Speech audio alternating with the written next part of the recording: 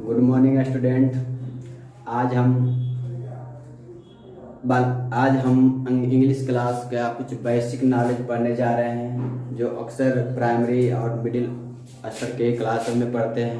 तो आज हम इंग्लिश का टॉपिक स्टार्ट करने जा रहे हैं, ऐसे टॉपिक जो शुरुआत मतलब जीरो लेवल से हम अंग्रेजी का स्टार्टिंग करने जा रहे हैं। ठीक है, तो आइए देखते हैं इंग्लिश क्या है। सर्वप्रथम सवाल आता है, जब हम जान रहे हैं कि इंग्लिश पढ़ रहे हैं तो इंग्लिश में अक्सर सवाल आते हैं कि इंग्लिश क्या है, व्हाट इज इंग्लिश। ठीक है, तो English is a language. English क्या है? एक भाषा है। बहुत सारा है, इंग्लिश एक बोल चाल की भाषा है जिसमें बहुत सारे लोग इंग्लिश बात करते हैं। उसी तरह से कई भाषाओं में से एक भाषा इंग्लिश है। और इंग्लिश में हम लोग ग्रामर पढ़ते हैं। ग्रामर क्या होता है? ग्रामर जैसे हर एक भाषा का ग्रामर होता है, हिंदी का, संस्कृत का। तो ग्रामर क्या होता है? किसी भी भाषा को शुद्ध लिखना एवं बोलना एवं पढ़ने के लिए सिखलाता है। उसी तरह से इंग्लिश ग्रामर भी क्या होता है? इंग्लिश में कुछ रूल होते हैं, ग्रामर के कुछ रूल होते हैं जिसके अकॉर्डिंग हम लोग इंग्लिश पढ़ना जानते हैं। ठीक है, तो इंग्लिश भाषा में कुल जो अक्षर होते हैं, लेटर की संख्या जो होता है 26 लेटर होते हैं। इंग्लिश भाषा में कुल अक्षरों की संख्या, लेटरों की संख्या कितना होते हैं? 26 होते हैं। इन्हीं 26 लेटर की सहायता से पूरा इंग्लिश लैंग्वेज तैयार होता है। ठीक है, इन्हीं 26 लेटर की सहायता से पूरा इंग्लिश लैंग्वेज तैयार होता है। तो यदि हम इंग्लिश भाषा को यदि कई छोटे छोटे टुकड़ों में बांटते हैं, यदि इंग्लिश भाषा को हम कई छोटे छोटे टुकड़ों में बांटते हैं तो सबसे छोटी इकाई को हम लोग क्या बोलते हैं? लेटर्स बोलते हैं। सबसे छोटी इकाई क्या कहलाता है? लेटर्स कहलाता है। और इस तरह से इंग्लिश में भी तुरंत बताया कि इंग्लिश लैंग्वेज में कुल अक्षरों की संख्या कितना होते हैं? 26 होते हैं। मतलब इंग्लिश भाषा को यदि कई खंडों में व्यक्त किया जाए और सबसे जो छोटा खंड होता है वह क्या कहलाता है? लेटर्स कहलाते हैं, अक्षर कहलाता है। ठीक है, अब आगे देखते हैं कि अक्षर से शब्द कैसे बनते हैं, शब्द से फिर वाक्य बनते हैं और वाक्य से फिर किस तरह से अंग्रेजी में भाषा बनते हैं। तो किसी भी दो अक्षर को जब आपस में मिलाते हैं तो उसका एक वर्ड बनते हैं। जैसे वर्ड क्या है? What is word? तो वर्ड हुआ व्हेन वी ज्वाइन टू और more letters that makes complete its sense. मतलब किन्हीं भी दो या दो से अधिक अक्षरों को आपस में मिलाते हैं और उसका कुछ शाब्दिक अर्थ निकलता है तो वह क्या कहलाता है? वर्ड्स कहलाते हैं। सपोज यहाँ एग्जांपल दिए हुए हम ओ यानी वन मतलब एक होता है, मतलब यह एक शाब्दिक अर्थ निकलते हैं, मतलब इसमें 3 अक्षरों से मिलके बना है। उसी तरह से एप्पल क्या है?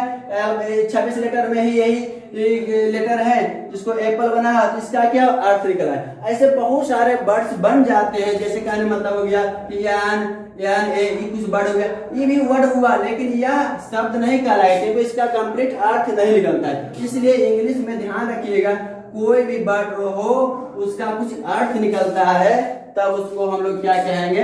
अक्षर या शब्द कहेंगे। ठीक है, तो जब कभी अंग्रेजी में दो या दो से अधिक अक्षरों को आपस में मिलाते हैं तो जो बनता है वह शब्द कहलाता है। फिर आगे देखते हैं, शब्द के बाद वाक्य होते हैं। वाक्य क्या है? अंग्रेजी में किन्हीं दो अक्षरों को या दो से अधिक अक्षरों को जब आपस में मिलाते हैं और उनके मिलाने से कुछ उसका शाब्दिक अर्थ निकलता है तो वह वाक्य कहलाते हैं, सेंटेंस कहलाता है। ठीक है, जब कभी दो या दो से अधिक शब्दों को आपस में मिलाते हैं और उनके मिलाने से कुछ अर्थ निकले। ऐसे तो बहुत सारा शब्द आपस में मिल जाते हैं लेकिन उनसे अर्थ नहीं निकलेगा, अनर्थ हो जाते हैं। लेकिन जिसका कुछ शाब्दिक अर्थ निकल रहे हैं तो वह ही सेंटेंस कहलाते हैं। जैसे Raju is an intelligent boy. Raju एक तेज लड़का है। इसमें क्या हुआ? राजू एक वर्ड हुआ, इज एक वर्ड हुआ, एन एक वर्ड हुआ, इंटेलिजेंट। इस तरह से कई वर्ड मिला के हम सेंटेंस को तैयार कर सकते हैं। कम से कम 2 वर्ड होगा, अधिकतम बहुत सारे हो सकते हैं। ठीक है, दे राइट ए लेटर, यह भी क्या है? एक सेंटेंस। तो कई शब्दों के मिलके एक सेंटेंस तैयार हुए हैं। तो स्पष्ट समझ में आ गया होगा कि शब्दों के समूह को सेंटेंस कहा जाता है। शब्दों के समूह को सेंटेंस कहा जाता है। और आगे देखते हैं, प्रत्येक ग्रामेटिकल करेक्ट सेंटेंस मतलब एक सभी जो ग्रामेटिकल करेक्ट सेंटेंस होते हैं उसके 2 भाग होते हैं। कितने भाग होते हैं? 2 भाग होते हैं।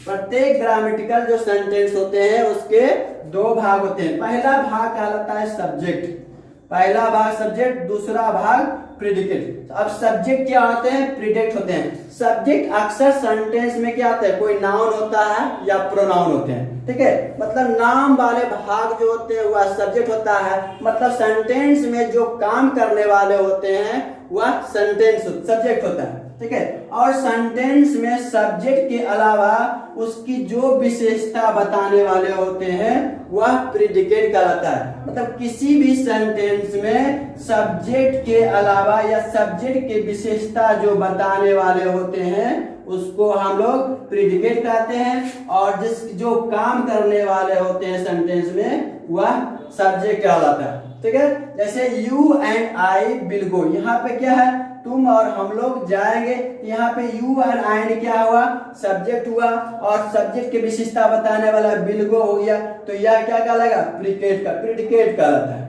उसी तरह से एक एग्जांपल और है, राजा इज गोइंग टू मार्केट, तो राजा इसका सब्जेक्ट हुआ, और राजा की जो कुछ विशेषता बताने वाला होते हैं वह प्रिडिकेट कहलाता है।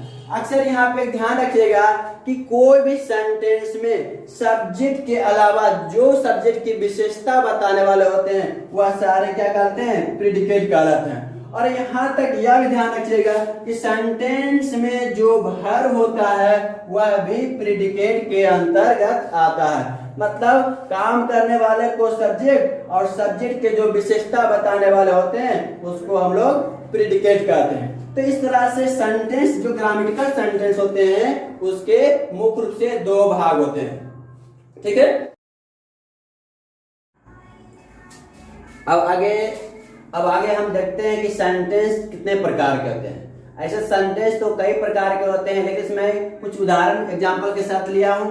सेंटेंस कई प्रकार के होते हैं, जिसमें सबसे पहला आता है स्टेटमेंट। इसको डिक्लेरेटिव के नाम से भी जानते हैं और इसको एफर्मेटिव भी कहा जाता है।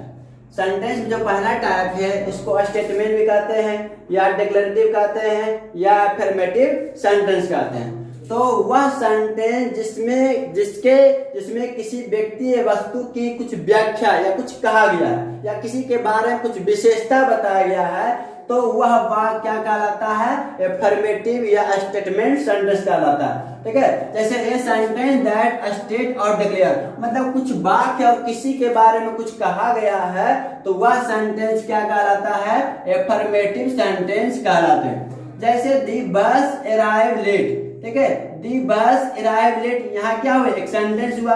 आई एट ए मैंगो, मैं आम खाता हूँ, यहाँ पे क्या हुआ, एक सेंटेंस हुआ। तो मतलब किसी के बारे में, कोई सब्जेक्ट के बारे में, किसी के बारे में कुछ बताया जा रहा है तो उस तरह के वाक्य को वो एफर्मेटिव सेंटेंस कहते हैं।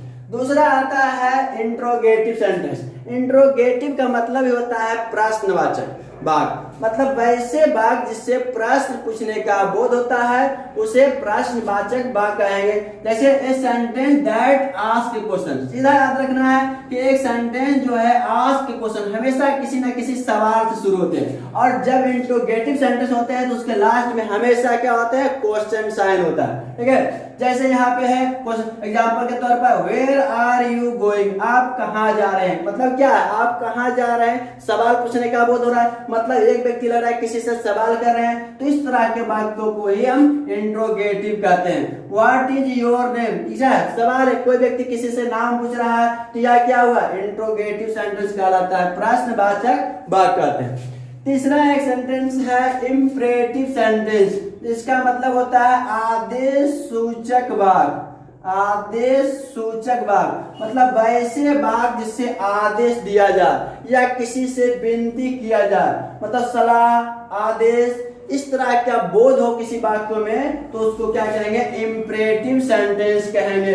जैसे प्लीज गिव मी मनी, कृपया मुझे धन दे या रुपये दे, तो इससे क्या हो रहा है, किसी से हम मांग रहे हैं या विनती कर रहे हैं तो प्लीज आ गया। राजू ओपन द डोर, मतलब कोई व्यक्ति है जिससे किसी को कह रहा है दरवाजा बंद खोल दो, तो इस तरह क्या हुआ, आदेश या सलाह दिया जा रहा है, तो इस तरह के वाक्यों से वो इंपरेटिव सेंटेंस कहते हैं। जब किसी वाक्यों से इस तरह का बोध हो कि कोई बोध सेंटेंस में सलाह दिया जा रहा है या किसी से कुछ मांगने या लेने की रिक्वेस्ट की जा रही है, तो वैसे वाक्यों को क्या कहते हैं?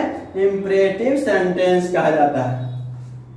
चौथा है ऑप्टेटिव। ऑप्टेटिव का मतलब होता है इच्छा बोधक वाक्य। इच्छा बोधक वाक्य मतलब वह वाक्य जिसमें किसी की कामना, विष, अभिशाप, प्रार्थना या विनती या कुछ कामना करते हैं, तो वैसे वाक्यों को बोला जाता है ऑप्टेटिव सेंटेंस या ऑप्टेटिव सेंटेंस कहते हैं। मतलब इस तरह के वाक्यों में हमेशा किसी के लिए कुछ कामना की जाते हैं, किसी के लिए प्रार्थना की जाते हैं या किसी को आशीर्वाद दिया जाता है, तो उस तरह के वाक्यों को हम लोग क्या बोलते हैं? Optative sentence. For example, may God help you मतलब भगवान आपका भला करे।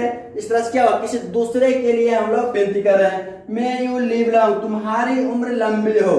ठीक है, तो इस तरह वाक्यों को ऑप्टेटिव सेंटेंस कहते हैं, क्योंकि किसी दूसरे के लिए विश, कामना, इच्छा का होता है। और ऑप्टेटिव सेंटेंस हमेशा मे से स्टार्ट होते हैं, हमेशा या मे से स्टार्ट होते हैं, और इसके सेंटेंस के अंत में एक्सक्लामेटरी मार्क्स होता है। ठीक है, तो इससे भी हम पहचान सकते हैं कि यह ऑप्टेटिव सेंटेंस है।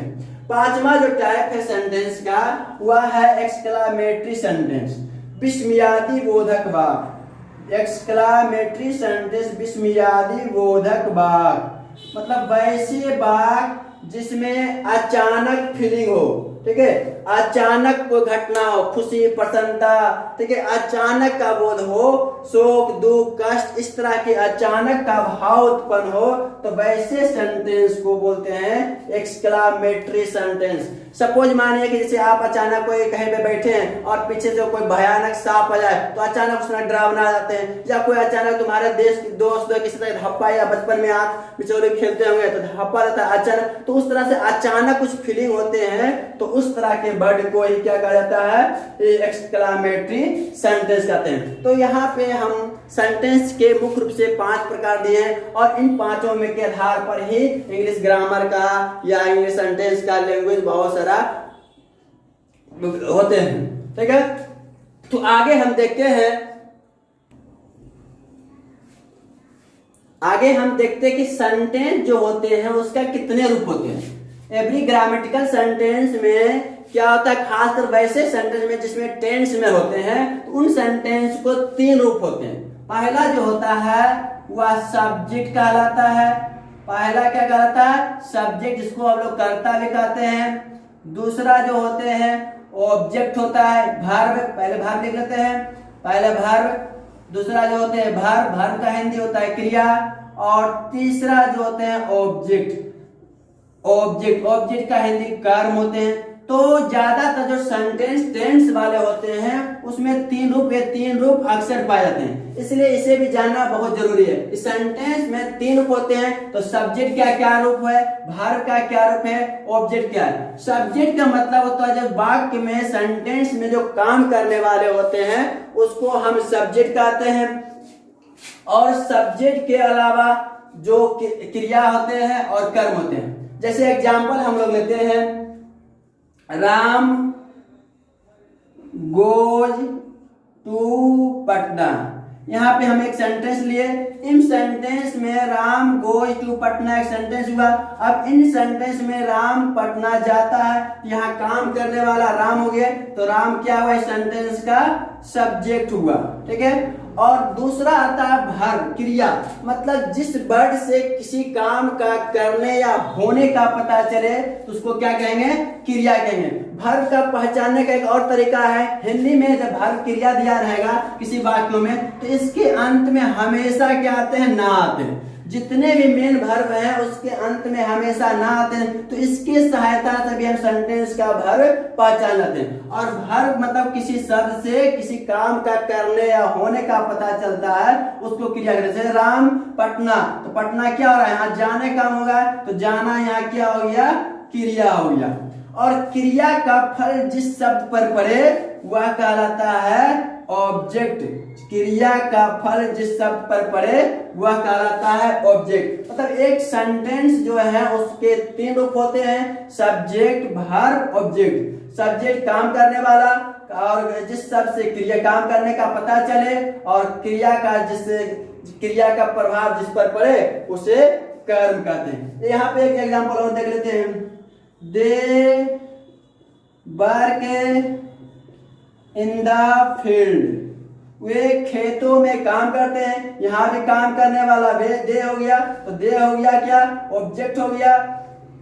वर्क मतलब काम करना, काम करने का बोध हो रहा है, तो ना आ गया इसके अंत में, तो यह क्या हो गया, भर हो गया। और ऑब्जेक्ट हो गया फील्ड, यहाँ पे खेतों में काम हो रहे हैं, तो इस तरह से ऑब्जेक्ट होगा। तो एक किसी भी सेंटेंस में, खासकर वैसे सेंटेंस जिसमें समय का बोध हो, तो उस तरह के बातों में सब्जेक्ट, भर और ऑब्जेक्ट होना अनिवार्य होते हैं। इसलिए हम इन तीनों का डिस्कस कर दिए, जो काम करने वाले होते हैं कर्ता, और कर्ता जिस शब्द से काम करने का पता चले क्रिया, और क्रिया का फल जिस पर पड़े हुआ कर्म कहलाता है। तो इस तरह से हम आज का क्लास में एक बेसिक नॉलेज देखें, जो अक्सर शुरुआती क्लास में पढ़ते हैं। इसलिए मैं इंग्लिश का 0 लेवल से ही स्टार्ट करते हुए कुछ सेंटेंस का एक बेसिक नॉलेज का अध्ययन किया। इसी तरह से हम अगले वीडियो में कुछ मजेदार टॉपिक के साथ आएंगे।